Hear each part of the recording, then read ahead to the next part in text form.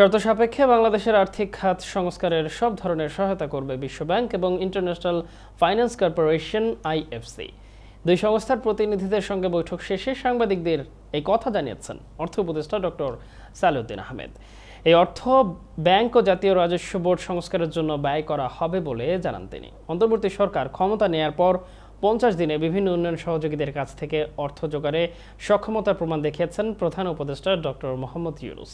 তার প্রথম আমেরিকা সফরে প্রায় $7 বিলিয়ন পাওয়ার আশ্বাস মিলেছে।